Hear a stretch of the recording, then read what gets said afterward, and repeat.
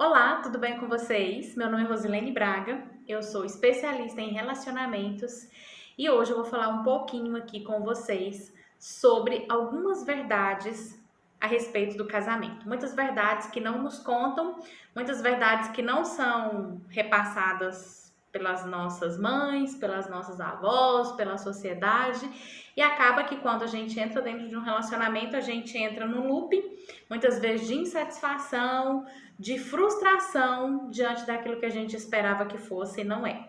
Então, se você está aí se organizando para casar, ou você que já tem a experiência de dividir o lar com uma pessoa, vem comigo que isso aqui é para você.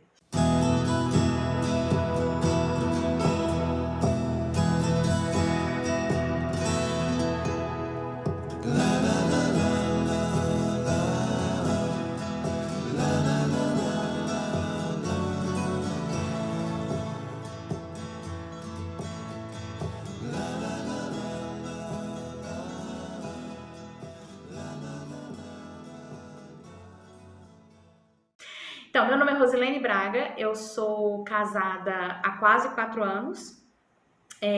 Venho de um relacionamento aí de 10 anos, agora em agosto eu faço 10 anos de relacionamento. Demorei muito para tomar a decisão de casar, porque eu tinha lá as minhas ressalvas, tinha os meus medos, os meus receios, né, a respeito de casamento.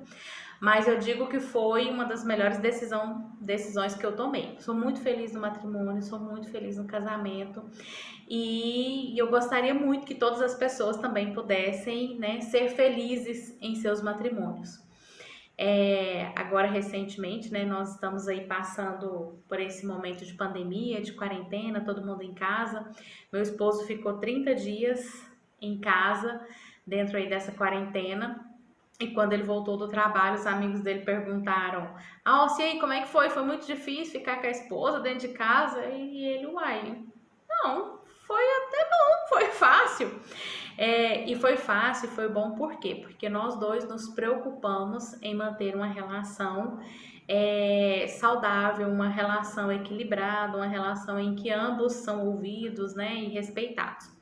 Então, meninas, a primeira coisa que eu quero falar com vocês é: casamento feliz dá trabalho. Casamento feliz, ele não é só fruto do acaso.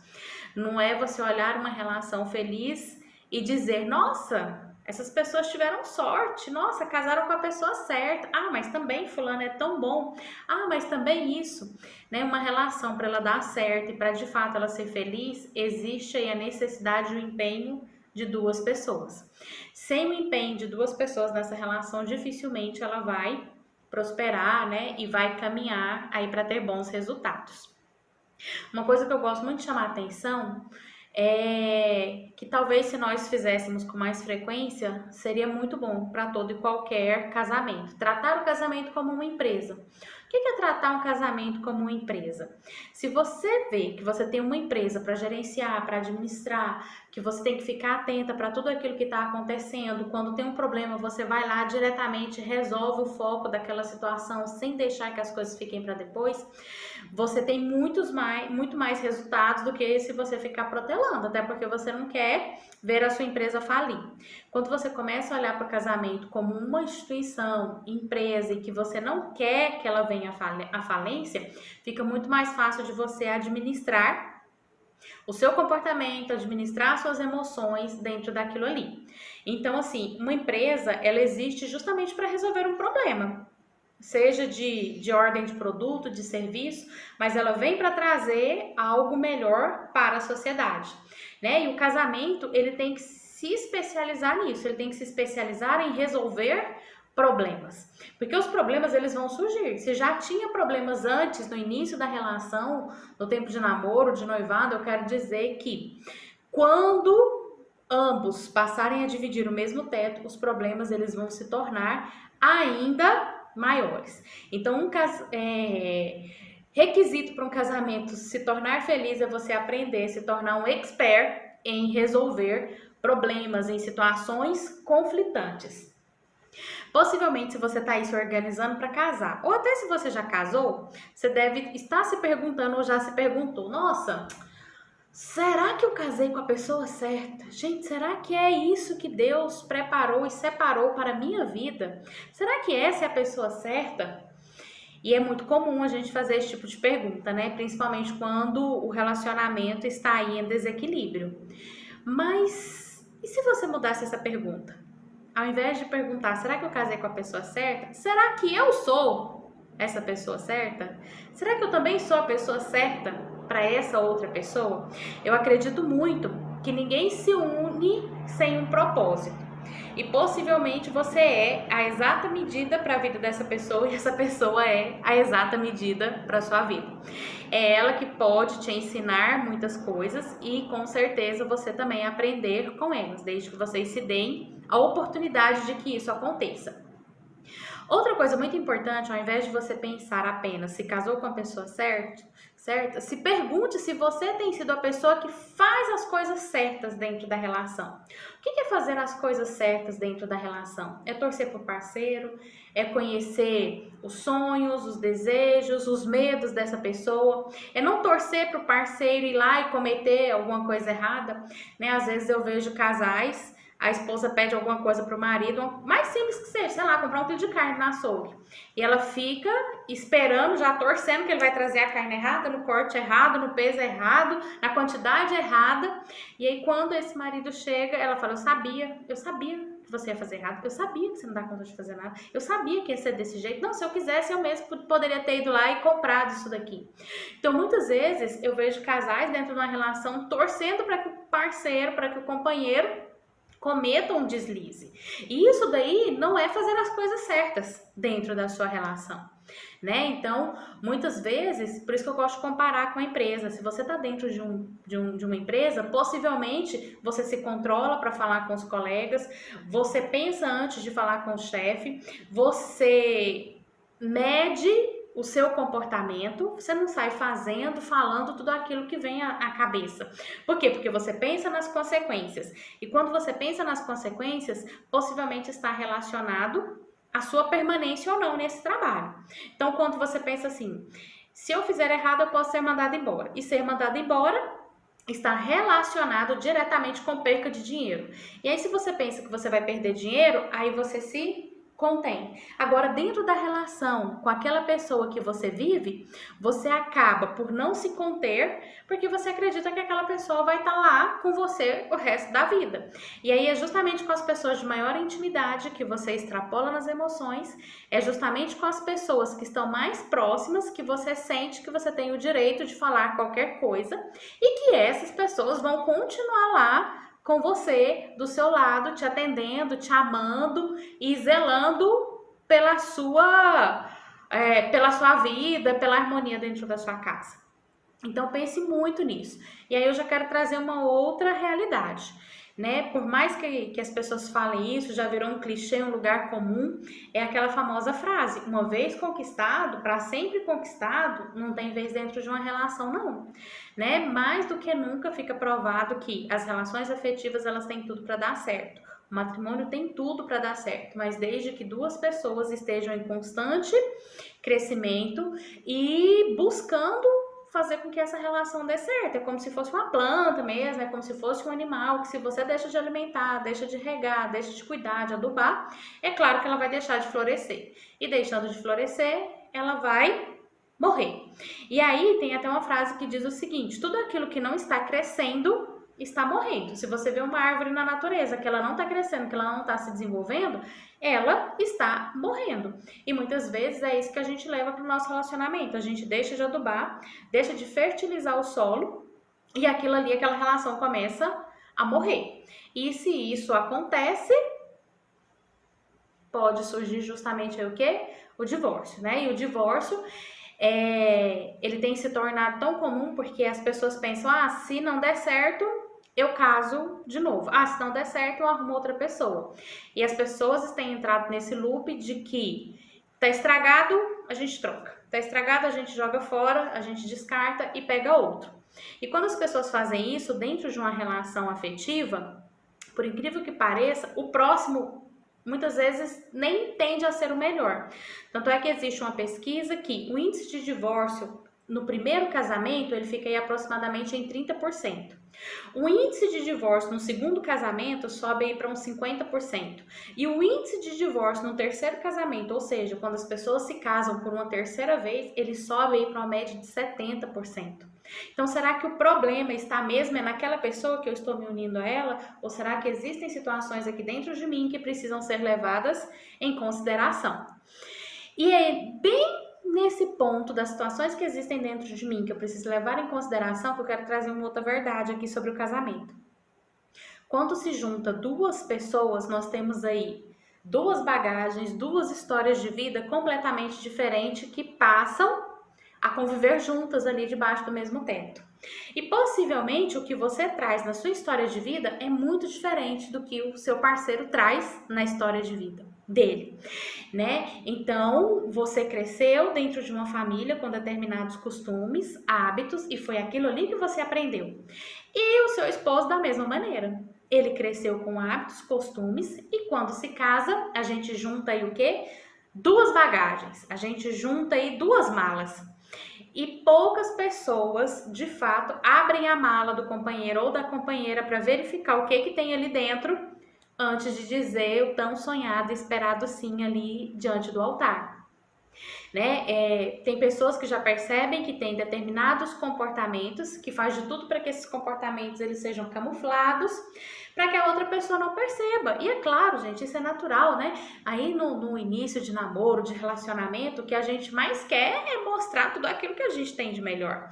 Demonstrando tudo aquilo que eu tenho de melhor, eu corro menos risco de ser rejeitada por essa pessoa. Quem é que quer ser rejeitado? Olha, eu tenho bipolaridade, eu tenho transtorno obsessivo compulsivo, eu sofri muito bullying na infância, eu sou uma pessoa completamente desequilibrada, desestruturada, as minhas emoções são muito confusas e eu espero que quando eu me casar com você, você vai cuidar de todas as minhas emoções, vai dar tudo aquilo que eu preciso para eu me sentir melhor e eu entrego toda a minha felicidade nas suas mãos. Gente, acredito que dificilmente alguém falaria isso pro parceiro ou pra parceira, né? Porque isso daí já é um cartão vermelho dizendo assim, olha, não fica aqui comigo, você tá entendendo onde é que você tá entrando, né? E ainda, né, acontece às vezes da pessoa falar muito, olha, você não casou enganado. Você não casou enganado. E você acreditando que os opostos se atraem e que depois que vocês estiverem juntos, né, tudo vai ser a mil maravilhas, depois do famoso sim, as coisas realmente funcionam e dão certo. E aí você vê que aqueles opostos que você acreditava que se atraíam, eles passam a se atracar. Então, na verdade, os opostos, eles se atracam muito mais do que se atraem. Principalmente depois que começa a dividir a história de vida, né, de cada um. Então é muito importante, quanto mais você conhecer dessa pessoa que você está se juntando a ela, quanto mais verdadeiros vocês conseguirem ser um com o outro, melhor. Porque a história do passado de cada um, gente, vai junto com o casamento. Não é possível falar assim, olha, agora eu vou arrancar essas páginas da minha vida, tudo aquilo que foi ruim, e eu vou escrever uma nova história. Ok, que eu quero começar uma nova história com você, mas aquela bagagem lá, isso daí não apaga, a não ser que haja amnésia, né? Então, sem amnésia, as histórias de vida de cada um, elas vão se encontrar dentro dessa relação afetiva. E o que é pior, os pontos de encontro são justamente aquilo que a gente menos gostaria que aparecesse, que sobressaísse, né? Algumas vezes são comportamentos que nós aprendemos com os nossos pais, com a nossa família, que você repudiava e você acaba por assumir determinados comportamentos também, que você não gostaria de assumir. Então fique bastante atenta. Se hoje vocês são tão diferentes, né, e se sentem tão atraídos, essas diferenças elas vão ser muito gritantes lá na frente. E aí, uma vez que você acredita, né? Nós mulheres temos não digo nem sei se é incoerência ou fantasia, nós mulheres temos a fantasia de que a gente vai conseguir mudar a outra pessoa. Então, assim, se hoje você está casando ou se você ainda está casada com aquele intuito de que o seu parceiro vai mudar depois do casamento, que ele vai se tornar uma outra pessoa, que ele vai deixar de jogar o futebol com os amigos, vai deixar de tomar o chopp, que aqueles amigos que você acha tão babacas, eles vão deixar de existir na sua vida, desista. sabe? Eu sinto muito de ser a portadora dessa notícia na sua vida. Mas se você busca mudar, a pessoa que está com você desista, porque ninguém muda ninguém. O máximo que você pode conseguir é o quê? É se tornar uma pessoa tão encorajadora que ele mesmo vai sentir essa necessidade de mudar, né? Tem um livro, O Segredos da Mente Milionária, que o autor Tim Havecker, ele fala sobre finanças, né? E aí muitas pessoas perguntam para ele: meu marido não quer mudar, ele não quer poupar, o que eu devo fazer? Que agora eu tô mudando, eu tô melhorando, eu quero crescer de vida, o que eu faço? Eu tenho que tentar mudar o meu marido ou eu devo separar dele? E aí ele fala: não mude e também não busque separar do seu marido por conta disso. O máximo que você pode fazer é se tornar cada vez mais luz. Que você seja um ser portador de boas notícias, que você seja uma pessoa que acolhe, que você seja uma pessoa que brilhe tanto que a sua luz atinja o seu parceiro e que ele olhe para você e pense assim: gente, puxa vida, eu tenho uma mulher bacana e eu tô desperdiçando isso daí, né? Quanto mais a sua luz brilhar, mais ela vai atingir outras pessoas. Então, ocupe-se de você, ocupe-se de ser o melhor que você pode ser. E assim você vai, consequentemente, atingir as pessoas que estão ao seu redor, tá bom? Meninas, uma dica aí para vocês. Algumas verdades, mais uma verdade aí sobre o matrimônio, é que muitas mulheres passam a se tornar mais homens dentro da sua relação. Algumas mulheres se tornam tão fortes, se tornam tão independentes, se tornam tão donas de si, que chega um momento que o marido olha para um lado e fala assim: puxa vida, essa mulher precisa de mim para quê? Porque essa mulher, ela faz tudo sozinha. Essa mulher é muito independente, né? E aí você vai fazendo o quê com seu marido? Castrando ele. Porque naturalmente eu acredito sim que a mulher ela tem que estar ali ao lado do marido. Não é para ela estar atrás, não é para ela estar à frente, mas é para ela estar ali ao lado, apoiando, né? Sendo de fato uma auxiliadora para ele, né? Então, quando a mulher se torna digamos, a que puxa esse homem para frente, quando a mulher se torna a responsável para que tudo aconteça dentro dessa casa, quando ela começa a acreditar que é só a maneira dela de pensar que tá certa, que é só o trabalho dela que é melhor, que é só ela que se esforça mais, que é ela que estudou mais, que é ela que sabe cuidar dos filhos como ninguém, esse marido dentro de casa, ele vai o quê? Perdendo espaço. E esse marido, ele vai perdendo tanto o espaço dele, que chega um momento que ele fica assim: puxa vida, nem sei o que eu posso fazer. Nossa, eu nem sei o que eu tenho que fazer, porque tudo que essa mulher faz é tão maravilhoso, porque essa mulher é sempre a que sabe de tudo, é sempre ela que comanda tudo, é sempre ela que dá ordens, é sempre ela que decide. Esse homem, ele vai sendo, meninas, literalmente castrado. E aí imagina se você tem um homem do seu lado em que ele se sente castrado. Aí é claro que você vai se sentir como? Cada vez mais sobrecarregada, cada vez mais sozinha, cada vez mais sem amparo. E aí você pensa assim: gente, será que vale a pena mesmo ficar com esse homem aqui do meu lado? Mas é claro, aquele homem ficou tão castrado e você tão independente que você começa a olhar pra ele e acha que não precisa dele mesmo. E ele olha pra você e fala assim: meu Deus, essa mulher dá conta de tudo sozinha, ela não precisa de mim. E aí acontece o quê? Um rompimento, né? E vocês vão se tornando distantes um do outro. Fiquem bem atentos, né, em relação a isso daí. Deixar ser cuidada, deixar ser protegida pelo marido, pelo homem que você escolheu para estar na sua cama e para dividir a vida, meninas, não é sinônimo de fragilidade e nem sinônimo de dependência de uma pessoa. É só que vocês estão juntos e seguindo a vida juntos, não um na frente e outro atrás, mas exatamente juntos, tá certo?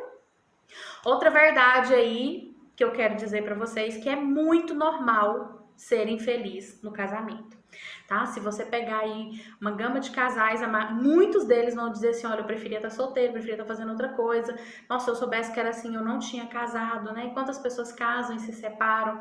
Então é muito comum ser infeliz no casamento.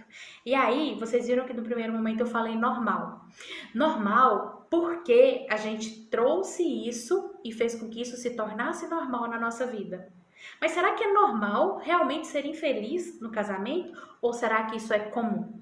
Então, é comum hoje as pessoas serem infelizes dentro de um casamento, mas isso não pode ser normal. Você não pode aceitar que ser infeliz dentro da sua relação é algo normal, porque foge de toda e qualquer normalidade, tá certo?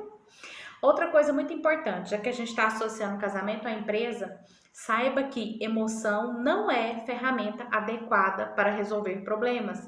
Se você está no calor das emoções, se você está totalmente emotiva, essa não é a ferramenta que você deve usar para resolver problemas. Imagina se dentro de uma empresa, no calor das emoções, as pessoas usem os sentimentos delas, as próprias percepções delas para resolver os problemas e as dificuldades ali do dia a dia. Então, para eu resolver um problema dentro do meu casamento, eu preciso de razão, eu preciso de lógica, até porque essas emoções, elas estão amparadas muitas vezes numa emoção muito infantil, numa emoção de uma criança lá atrás que não teve determinadas necessidades supridas. E se eu levo para o meu casamento essa necessidade infantil de ter as minhas necessidades supridas, quem supre necessidade de criança é pai, mãe ou pai e mãe substitutos, e não um parceiro, e não um homem que vai dormir na sua cama. Não tem como ele suprir as suas necessidades ainda infantis. Então, se você percebe que você tem comportamentos infantis, necessidades infantis, é bom observar isso daí para que você consiga resolver esse problema antes de levar isso para dentro da sua relação. E para quem já está dentro de uma relação, que isso não seja um destruidor aí dentro da sua casa, ok? Outra coisa muito importante e interessante da gente pensar, né? Infelizmente, os casamentos, eles não são como vinho. Eles não melhoram com o passar do tempo, a não ser que você faça um grande esforço por isso daí. Porque a tendência é que ele fique cada vez mais monótono, a tendência é que vocês se acostumem tanto um com o outro, né, que aquela novidade, aquela coisa gostosa do início da relação deixe de existir. É muito comum que você deixe de se preocupar com o outro. É muito comum em que a chegada dos filhos, né, a atenção se volte totalmente para eles.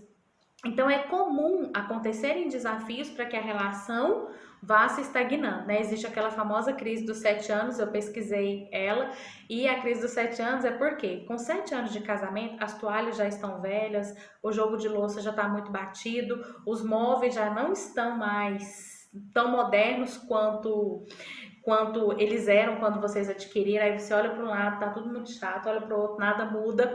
E aí surge aquela sensação de que o casamento também tá estagnado, vem aquela sensação de que tá tudo tão do mesmo, tudo tão igual, justamente pelo meio ali que você está inserida, né? Então fica uma dica, faça um chá de casa nova aí a cada 7 anos, meninas, para renovar isso daí, para trazer fôlego, mudar os móveis de lugar, mudar a decoração, um quadro que seja, a pintura, né? Faça coisas para que o seu lar, seu ambiente externo se renove. E automaticamente você também vai trazendo renovação aí para sua relação. Então fique muito atenta a respeito disso daí, né? É claro que com o passar do tempo, conflitos que existiam a princípio, eles deixam de existir e vão surgindo outras coisas que vão fazendo parte aí da rotina do casal e tomando conta dessa vida, ok? Outra coisa muito importante, deixe de acreditar que o amor é um sentimento. Opa, Rosilene, como é isso? É, mais uma verdade aqui que eu quero trazer para vocês. O amor, ele não é um sentimento. O amor, ele é uma decisão.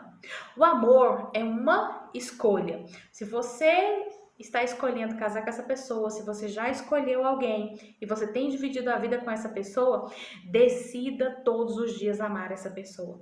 Decida todos os dias olhar para essa pessoa e ver tudo aquilo que ela tem de bom. E é claro, para eu amar uma pessoa, eu preciso conhecê-la. Não é possível amar, apreciar aquilo que não se conhece, né? Tanto é que antigamente você vivia ser uma prancha alisadora de cabelo. Você nem gostava, porque você nem conhecia. Hoje, né, eu amo a prancha de cabelo. Por quê? Porque eu conheço, porque ela se tornou conhecida para mim. Então, só é possível eu gostar, só é possível eu amar algo se aquilo se torna conhecido para mim. Dedique-se a conhecer o seu parceiro. Dedique-se a conhecer as coisas mais íntimas dele, dedique-se a conhecer a história de vida dele, dê atenção para os sonhos, para as necessidades, para os anseios, né? Não custa nada você perguntar: o que eu poderia fazer para me tornar uma noiva melhor? O que eu poderia fazer para me tornar uma esposa melhor? Muitas pessoas não fazem essa pergunta porque têm medo da resposta. Se você deixar de temer essa resposta, eu garanto que você vai ouvir coisas magníficas, mas é claro, se coloque aberta, né? Então, às vezes a pessoa, e aí, o que você não tá gostando de mim, hein? Fala aí. Mas não é possível que você não gosta disso. Nossa, mas por quê? Não é para questionar, não é para entrar em debate.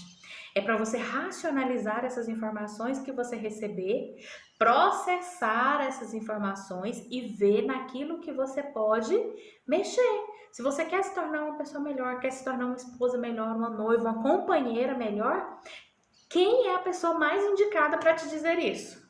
É justamente a pessoa que está com você.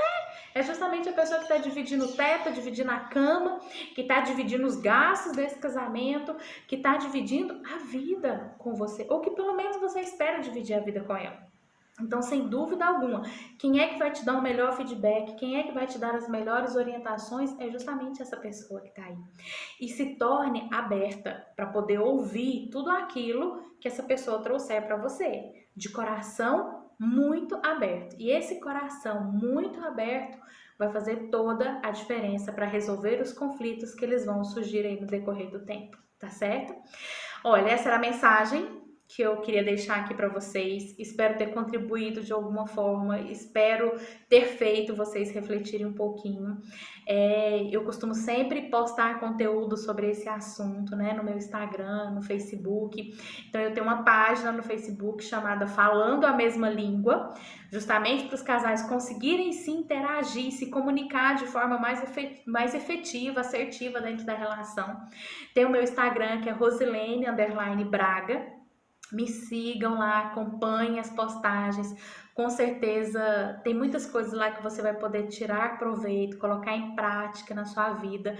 E o que é mais importante de tudo aqui disso que eu falei é você sempre pensar no resultado que você espera daquela interação com o seu parceiro. O que você espera? Essa briga, qual que é o resultado que você espera com ela?